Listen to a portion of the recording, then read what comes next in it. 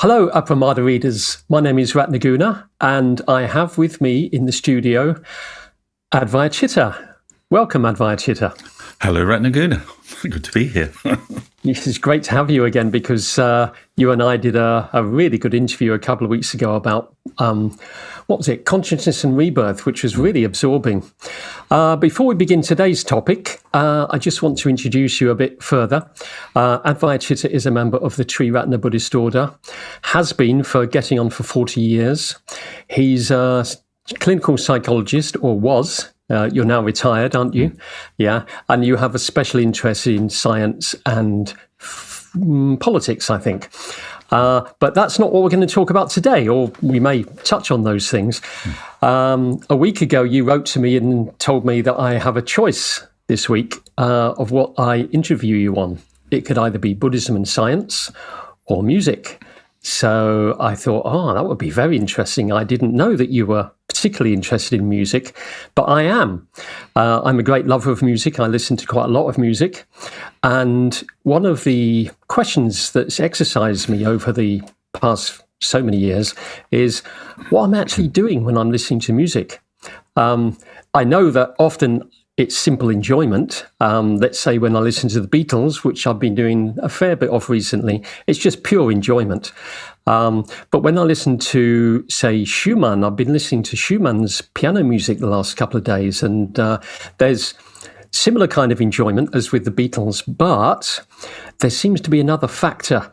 There seems to be a significance to some of the music, at least. And I don't know what that significance is. I've been trying to figure out what's he saying. What is the meaning? There seems to be meaning there, but at the same time, there is no meaning. So I'm hoping you'll shed some light on this for us. Plus, I'm sure you've got other things to talk about too. So over to you, Advayacitta. Okay. Well, I'll begin with a quote from cognitive scientist Steven Pinker. It was from about 20-odd years ago, which he got quite a bit of criticism for amongst people who studied music and its importance to human psychology. So I'll read the quote. Yeah, "Music is auditory cheesecake, an exquisite confection crafted to tickle the sensitive spots of at least 6 of our mental faculties. Compared with language, vision, social reasoning and physical know-how, music could vanish from our species and the rest of our lifestyle would be virtually unchanged. Music appears to be a pure pleasure technology, a cocktail of recreational drugs that we ingest through the ear to stimulate a mass of pleasure circuits at once." Gosh. Yes.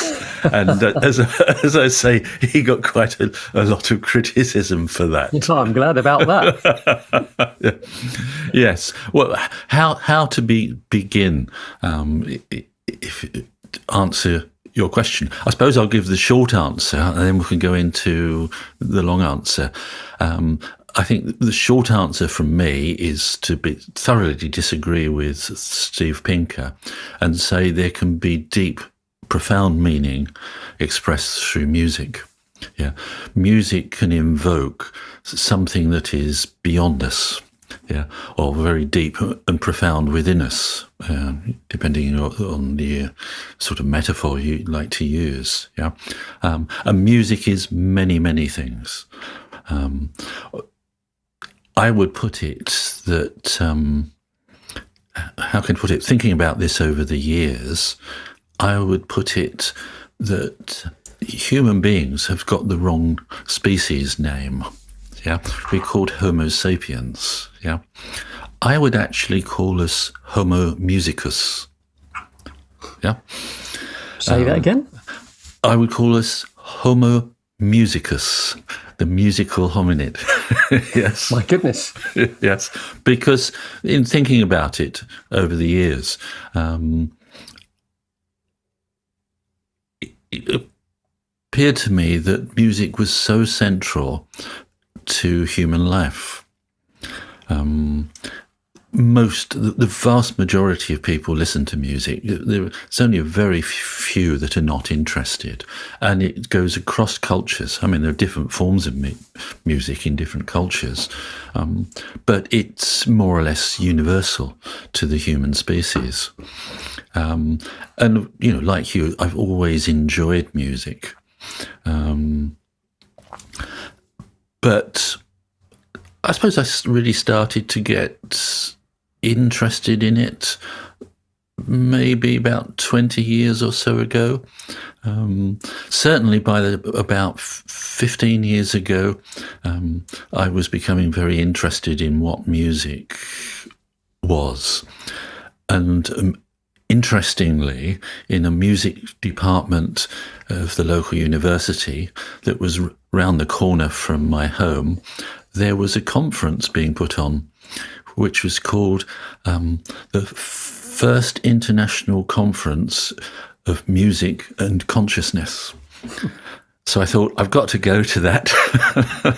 So I was an intruder, being an outsider to the field of psychology of music and the like. But it was a very interesting, 2 and a bit days of conference, looking at music and how it is involved in people's lives, etc., and looking at things like, well, music and consciousness, I think was one of the talks called, looking at neuropsychology and music and so on, and it got me thinking, basically, about the importance of music. So I realised, looking back, that for me, music, and interestingly, my interest in the Dharma had overlapped in certain intriguing ways as well. They'd sort of overlapped. And I just started thinking about, what music is, and wondering, especially having been to this conference, when human beings had started to develop music. Yeah, I think the first known musical instruments that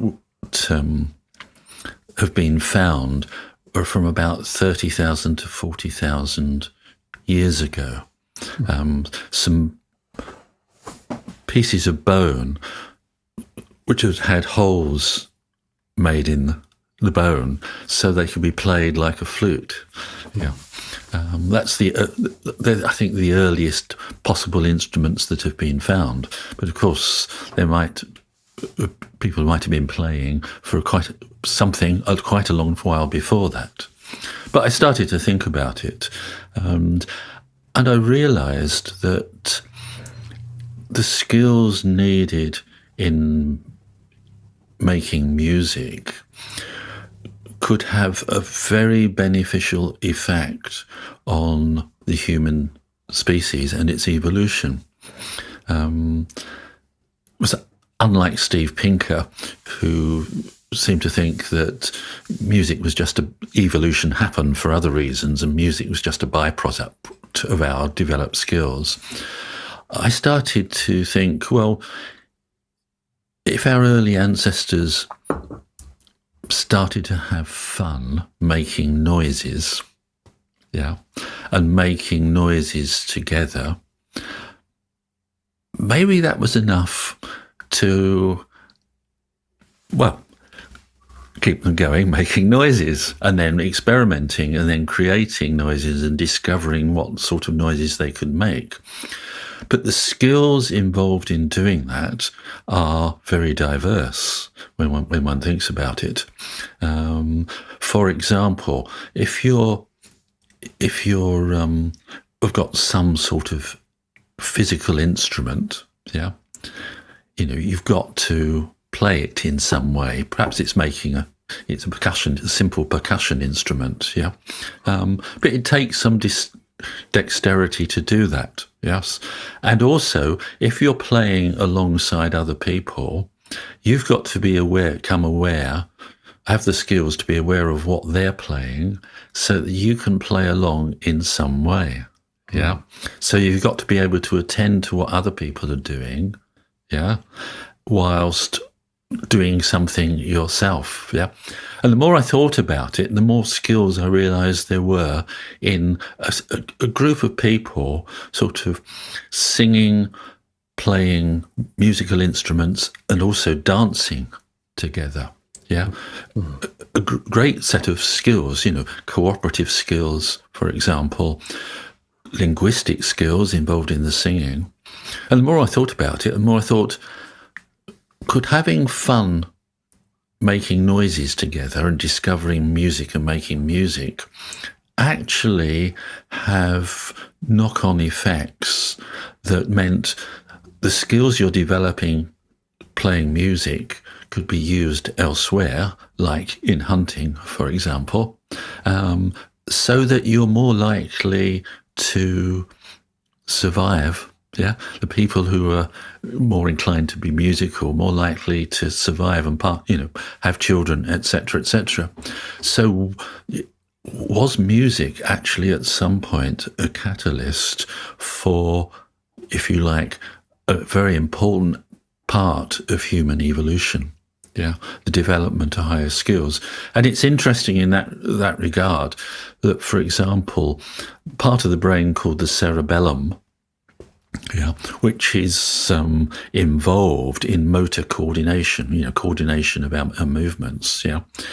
In sort of modern humans, it's a higher proportion of the brain. It's larger than in our sort of nearer human or hominoid species from the past, like Neanderthals. Yeah, the cerebellum grew. Yeah, in relation to the rest of the brain, it got larger. Yeah, and I find that very interesting because you need the cerebellum for motor coordination, and of course, music takes a lot of motor coordination in all sorts of ways. Yeah, but there are other aspects of human skills that I think music and playing music together can help nurture and bring about. Yeah. Very interesting. You're reminding me of the philosopher Roger Scruton, who's written a book called The Aesthetics of Music. And it's quite a big book and very detailed. And it's quite a long time since I read it, but I seem to remember his main point was that music is essentially communal and is, in a sense, a metaphor for community. Yeah, that it's a way of learning how to be in community. And I listened to a series of lectures by Daniel Barenboim a few years ago, where he said a similar kind of thing, that the whole thing about an orchestra is everyone has a part to play. And sometimes you come up to the front and you're the soloist, and then you go back and you're just in the community and someone else is doing the solo. But an orchestra is like a metaphor for society. I thought that was really interesting. Oh, yes, indeed. And I strongly suspect that the cooperation needed to make music, play music together, help people develop the skills of being able to interact more and more on social level. Yeah. So I think that the two are very much related. Yeah. Yeah. I wouldn't say music is just about community. Yeah. But I think it's a very important aspect of it. Yeah. Well, yeah, because an orchestra plays together, Also, I remember when years and years ago, I went along to just try and sing in a choir. This was a long time ago. I wasn't a singer, but with some friends, we went along. Amateurs were invited, and I was astounded by the feeling one got by being in a choir, singing along with other people, with an orchestra happening. There was this incredible sense of community whilst one sang and played together. Yeah, so I think it's a very important aspect of music is its communal side, shall we say? Yeah. Yes, and that's interesting because in that instance, you were actually participating in the music. And I believe that in the early days of making music, everyone participated, whether they were singing, playing, bashing something, or dancing. Yeah. But nowadays, we have an orchestra with a choir and we have an audience passively listening to it. So have you ever thought about that, the distinction between the players and the audience? Not particularly myself, yeah. I think originally it would have been much more communal. Everybody got up to do it together, or such communal events, I suspect, were a vital part of, ancient hunter-gatherers' music making. But who knows whether there was people sitting down and just playing for themselves, yes, and others just listening. I suspect there were too, yeah. So, yes, I'd say, it is very definitely communal, but maybe even from the beginning there was a sort of more introspective side to it as well. Interesting. Yeah, because even when you're in a concert hall listening, in a sense, you are participating. Musicians know this, that the quality of the audience listening actually has an effect on their performance. Yes. Yeah. So, yes, well, yeah, even as a listener, it is very active process to actually listen to music. Yes. You've got to follow it and deliberately follow it. And that's an interesting skill to think of as well. The ability for us to keep our mind, a focus of attention on something we want to. When did human beings start developing that sort of basic mindfulness skill? Yes. Did music actually help them develop that? Yeah. Because you had to follow music and you had to keep your attention on task, shall we say, in order to play well, Yes, yeah, because music works partly with repetition, doesn't it? So, you hear a motif, as they call it, a tune, a melody, and it comes back later, and perhaps it comes back slightly changed, and you notice that, and it has an effect on you. But if you hadn't been paying attention to the first part, the second part wouldn't have such an effect on you. No. Yes. Yes. So musicians have to be aware of each other. Yeah, they do. Yes. So far we've talked about the evolutionary aspect of music and the hunter-gatherers and community and learning new skills. What else is there to say about music? Quite a lot. Well, I'm hoping you're going to say. Well, I could try. I suppose one important thing to say about music is that music expresses emotion. Yes, and it can express all sorts of emotion. That's very clear. It's music on one level is sounds that are interesting and fun and have a beauty in themselves. Yeah, that's one aspect of music. But also music expresses emotion, and that is a very important aspect to it. It can also, if you're not, how can I put it? It can also fulfill particular functions, like, for example, getting warriors ready for battle, or at a funeral as a tribute or as a remembrance of the person who's died. Yeah, it can have various different functions as well. Yeah, but it certainly expresses, different emotions. And as I say, also has different purposes. I was saying that I was reminded of Charles Darwin's ideas about music and what it was for, which is actually, I think, was probably quite an important aspect of music making way back in the hunter-gatherer time, and still an important aspect of it now, which was actually about display of one's fitness for sexual purposes. Yeah. My goodness. Yeah. Well, think of the youngsters going to a disco, yes, and dancing together. Dances of all sorts. In contemporary times, certainly when I was growing up, yeah, you went and tried to find a partner by going to the local dance or the local disco or whatever. Yeah. And the same could happen in a hunter-gatherer society. People up there dancing, you're able to assess, how physically strong they are, what qualities they have through their dancing, and also perhaps through their playing of instruments and singing. Yeah, it has the function of displaying, who would be a good mother or father to your children.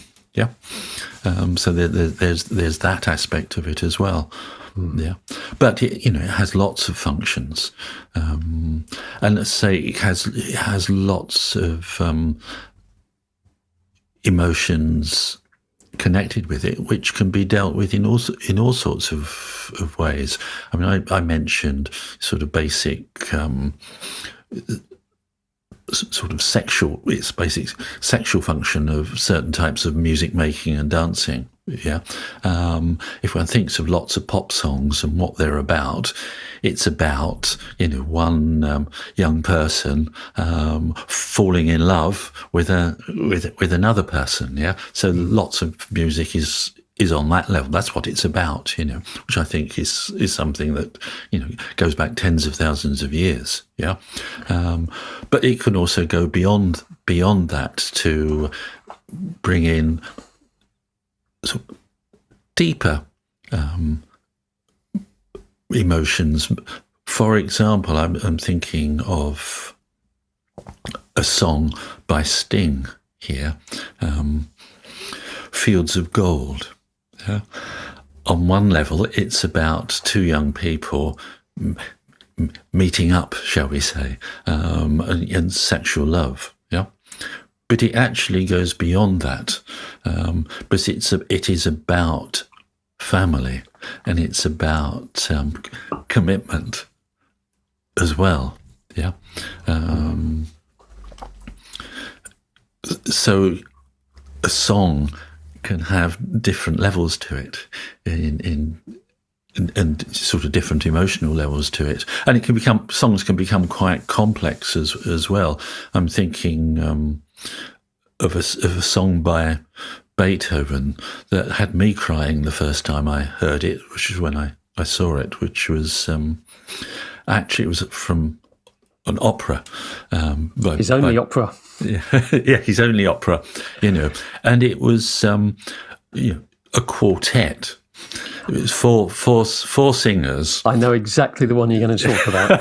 It's absolutely marvellous, isn't it? Oh, it is. It had me in tears because well, for those who don't know it, Fidelio is a young woman who pretends to be a young man to go and work in a prison where her husband is actually been imprisoned. He's a political prisoner. She's going to try and find a way to get him out. Yeah.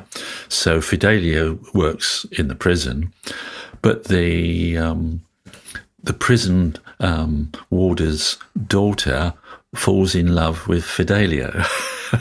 Yes. So the song is about the prison warder's daughter is singing of her love for Fidelio. Fidelio is sort of singing her regret that it's now got so complicated. Yeah. Also, there's two other voices. The prison warden himself, who is actually singing of his joy that his daughter seems to be falling in love with a good young man. And then there's another voice, which is another young man who actually has fallen in love with the warden's daughter, who's singing of his regret, and anguish at seeing that she loves somebody else. So you've got 4 different emotional expressions going on at once, and it's. And what's interesting about that scene is that, in a way, it's very comic. There's so much misunderstanding, but at the same time, it's deeply moving, isn't it? Indeed. Yeah, amazing. And you can feel with every one of those 4 people at the same time. You can feel for them, but differently. Yeah, it's amazing. That's an amazing piece of music. But Advayacitta, you've now brought in song, which is a certain form of music with words. Yeah, and words have meanings. Yes. And so when you've got a song, Fields of Gold, for instance, you're telling us about the meaning of the words. And you've said a couple of times that emotion expresses music. Not everyone would agree with that. Music expresses emotions. Stravinsky, for instance, said that was a fallacy, that it doesn't actually express emotions. And his reasoning was, if that was really your emotional life, you'd be a bit crazy because it's one emotion after another. You just don't have that kind of thing.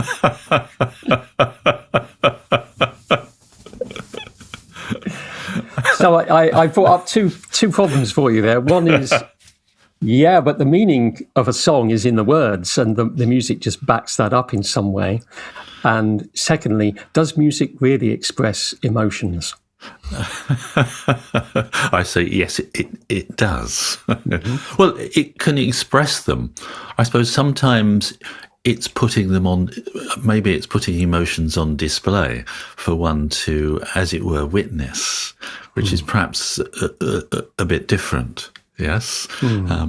But I think, and perhaps also sometimes it doesn't necessarily express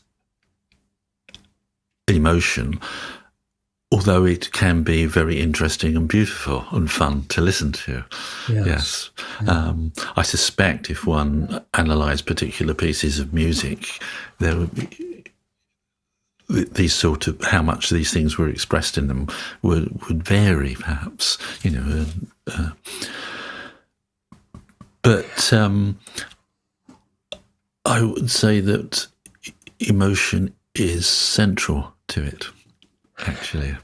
I had an interesting experience after being on a retreat, quite an intense meditation retreat, and when it finished, I listened to the Chaconne of Bach, originally for the violin, but I listened to it, someone playing on the piano, and I love that piece of music. That's why I listened to it at that point. And I remember feeling deeply moved by it, and at the same time asking myself, what is the emotion I'm moved by? Because usually emotions relate to a situation or a person. I love my wife. That's an emotion. I feel angry with so and so.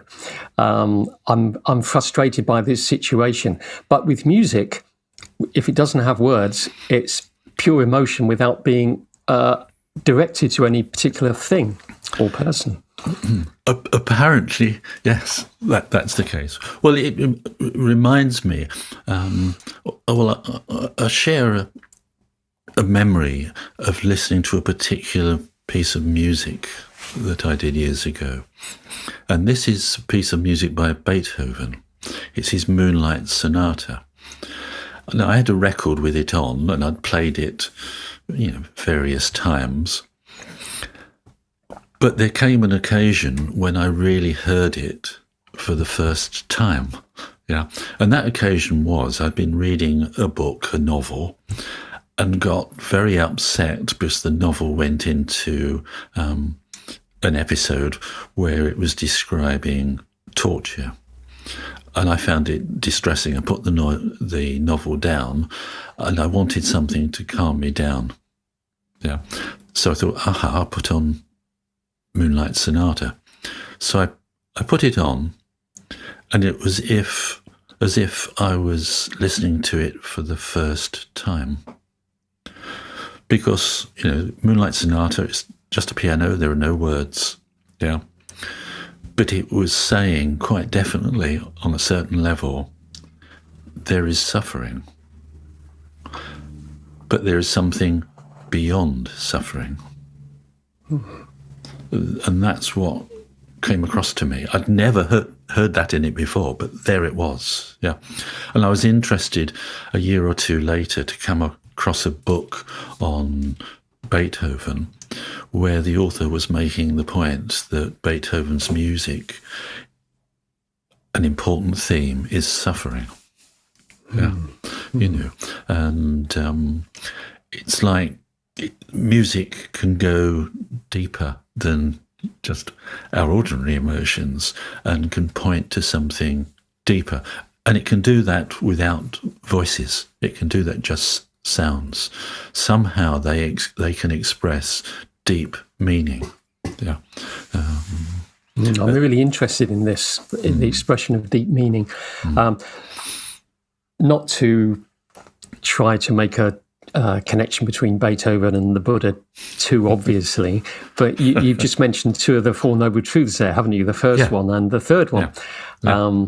There is suffering and there's an end to suffering. Yeah. Yes.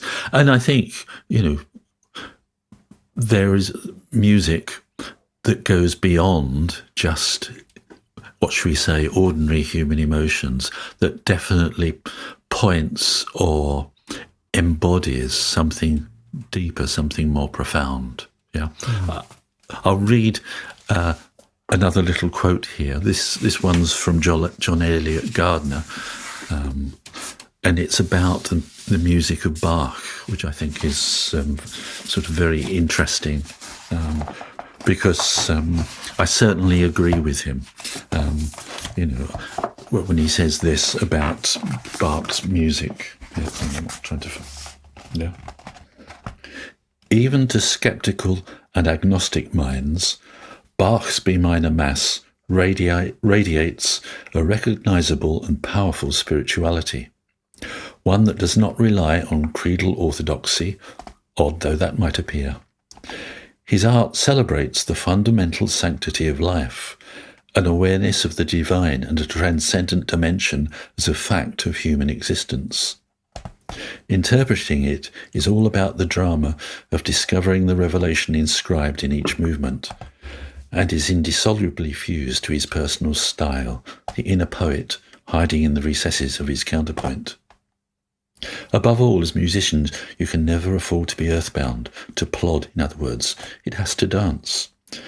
Ultimately, his style is also vision. Misjudge the style and you miss the vision. Yeah. My goodness. Yeah. One could spend an hour studying that. Indeed, yes. You know, and you know, he's talking about Bach. I love the music of Bach, you know, and I thoroughly agree with you know, what John Elliott Gardner is saying there. And I find it very interesting. Here am I, a Western Buddhist. You know, Bach was a Lutheran, and you know, and he's writing music, setting, you know, Christian texts, etc., to music, and yet I find it very, very moving. Yeah. Well, if I may bring in Wilfred Cantwell Smith here. Have you heard of him? No. Not a musician, but a lay Christian minister from Canada. He's long dead now, but he was also one of the first comparative religionists with a particular interest in Islam, interestingly. Right. But the reason I'm bringing him in is because he wrote a really wonderful and important book, I think, called Faith and Belief, the difference between them. And he talks about the fact that the word credo, or we call it belief now, has changed its meaning over the last couple of 100 years. And it didn't used to mean belief. Belief being assent, intellectual assent to certain ideas. It didn't used to mean that. It's similar to our word shraddha or saddha.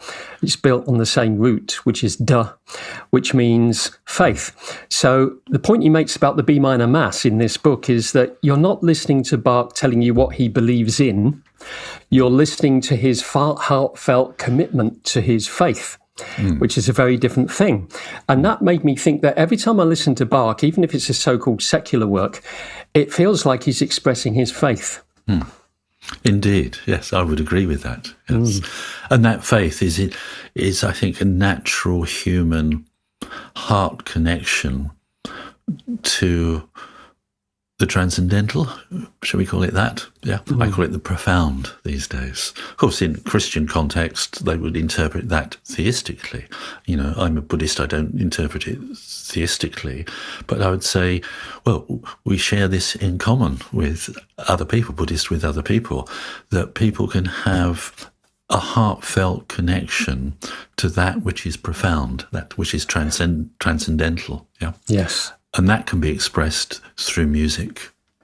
Very interesting, because another point Wilfred Cantwell Smith makes is that faith unites us, because, you know, that our feeling for the profound is pretty much the same as a Christian's or a Muslim, but belief divides us, because the way we understand it, we all understand that in very different ways. Indeed. Yes. So, but that's very interesting. So let's talk a little bit about music and spirituality or religion, because they've always been very, very much connected.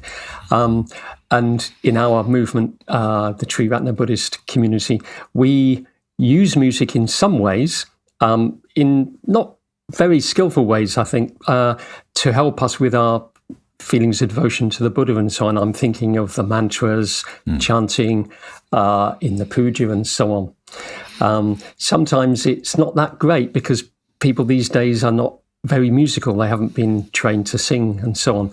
But if you ever go to Germany and you're on a retreat in Germany, when they sing, when they chant, God, it's completely different. It's so moving.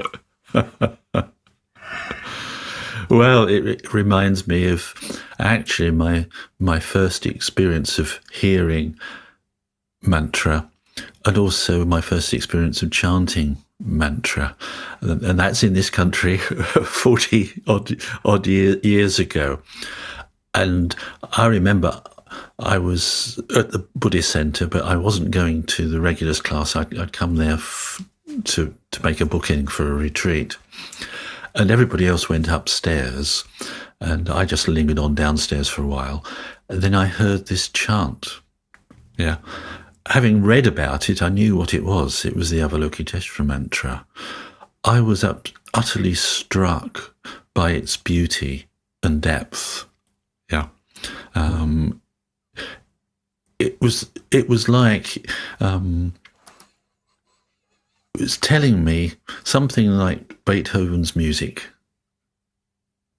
had done. Yeah. You know, in that Moonlight Sonata. But it was going even deeper. That was my actual experience of it. Yeah. So it was speaking to you of suffering and the transcendence of suffering? Yes, and a sort of compassionate response to it. And it was saying that it wasn't going through my head. It was coming, if you like, through... That was what I was... Hearing is almost the wrong word here. It was feeling. You know, it was bringing about an intense feeling. Yeah. And I don't know how it did that. Yeah. And then a few weeks later, I went on that retreat and did my first puja. My gosh. You know, sort of my first experience of chanting the Padmasambhava mantra. Well, how to describe it? I wasn't expecting what happened, shall we say. Okay, so what did happen? How about dissolving into a sort of infinite space with a dance of ecstatic energy? My goodness. Going on, yeah. Oh. Yeah, I mean, I've read about sort of the Tantra and such energies, but to be suddenly introduced to them, say. And I was amused years later to learn that the mantra, as we were chanting it, had actually had a mispronunciation in part of it as well, you know. So, you know, it was a sort of English mispronunciation of a Tibetan mispronunciation of a Sanskrit word, but it still had a very extraordinary effect. Yeah. You know, I still wonder how. I expect the mispronunciation was completely irrelevant to the mantra. Yeah, well, quite obviously, you know, it was another Tibetan word put in. Yeah. Yes. You know, yeah. But I've always been puzzled. How do mantra have such strong effects? Because for me, although music can have a very strong effect, mantra has had even stronger. And I just scratch my head in puzzlement as to why that can be. Yeah, because it's not as if mantras have a conceptual meaning. Some of them we put a conceptual meaning on them. But like the Avalokiteshvara mantra, the jewel in the lotus, you're seeing the jewel in the lotus again and again and again. And of course, we understand what that means. But the Padmasambhava mantra, that's just more or less Padmasambhava's name, isn't it? So how does that affect us so strongly? Well, indeed. Well, I suppose the Tantra, if you like, connects different mantras or different seed syllables to different chakras of the subtle energies. And, having being introduced to such energies through that mantra, I take it seriously, but that doesn't explain it. How on earth can that happen? And of course, that takes us into a whole area, that modern science can't recognise, of such things as the subtle energies. Yes, and the like as well. You've got me thinking again now, talking of mantras, of meaning and music. I'm aware of two schools of thought. I expect there are many other schools of thought, but one school of thought says music on its own, without words, cannot express anything other than, say, feeling and emotion, because there's no conceptual content there, so it can't express anything. There's another school of thought that says, no, music goes beyond conceptual concept. That's what makes it so deep and so meaningful, so profound in your terms. Which one of those do you go with? I would go with the latter, very definitely. I would even go far to say, concepts are important and useful, but they have their limitations. They're pointers to reality. Perhaps reality is something we need to directly experience. And one way directly experience is, if you like, how can I put it, to feel it, to hear it. So in that sense, I think I could say that you are in disagreement with our teacher, Sangharakshita. Am I? Yeah, I think he's of the first school. Right. Yeah, right. Yeah. Oh, yes. Right. It's a pity I can't go and argue with him.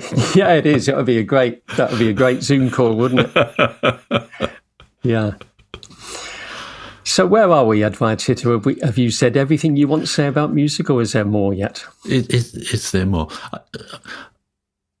I think we've sort of gone into particular areas, emotion, the skills, and also the deeper meaning to it. Yes. Off the top of my head, I can't think anything more I could add at the moment. Yeah. I've got one more topic for you. Right. Something that you suggested to me in an email, which is the figure of the Darkening. Oh, yeah. Yeah. So just to let everybody know, a Darkening is an image, mainly from Tibetan Buddhism. It's a figure, a young woman, completely naked, red, drinking from a skull cup. And I'll leave you to tell listeners what that means, what all that means. But there's something I would like to explore around that with you. Okay. Right. But you mentioned the Darkening to me in an email and music. What's the connection there? The connection. Oh, I see. I very much connect the Darkening to the dance of these energies. Yes, and the Darkening, if you like, is on the symbolic level, is a transformed energy. Yeah, often a transformed negative energy, transformed into the positive. So a Darkening is a released energy within the mind. Yeah. There's a definite connection with music there, then. Yeah. Yes. Yeah. Well, music. Well, that I suppose that takes us to the idea that music can be transformational. Ah, yes. Yeah. Yeah. So my connection with the Darkening music goes back to a lecture that I heard Advayacitta give many years ago about Padmasambhava, I think it was, on Padmasambhava Day, where he talks about the exoteric refuges and the esoteric refuges. Right. The exoteric refuges are the ones everyone knows, the Buddha, the Dharma, and the Sangha. But the Tantra, they had these the idea of these esoteric refuges. The first one being the Buddha. Instead of the Buddha, it's the Guru, your immediate teacher. The second one is the Yidam for the Dharma, which is the figure that you meditate on, the Bodhisattva or the Buddha. And the third one is the Sangha, is the Darkening. And he said something very interesting about that. He said the Darkening represents love, affection, released energies, but also conversation or I can't think of the word now, community. Communication. Thank you, yeah. But it's communication in a particular way. And he talks about the fact that within the Sangha, we have to communicate, or we should be communicating through our inner darkening. In other words, through love, through affection, a kind of softness towards each other, which I thought was tremendous. Yeah, yes, and I would agree, yes. And perhaps you could say that an ideal Sangha is a dance of the darkness. Yes. Yeah. I find, I suppose, an important aspect of music, and I think of communication and of relationship, is joy. Yeah, sharing joy with other people. Yeah, and in other people. Yeah, and I think the Darkening certainly embodies, symbolises that. Yeah, and Darkening is not just one dancer, one amongst many Darkinis and Darkas, the male versions too. Yeah, maybe it's a very good image to have of the Sangha. It's a dance. Yeah, people dancing together. Yes. Yeah, in a profound way. This sounds like a very good place to end our interview, Advayacitta. Right. Thank you so much. Again, it's just been great to talk to you, really stimulating. Right, my pleasure. Thank you.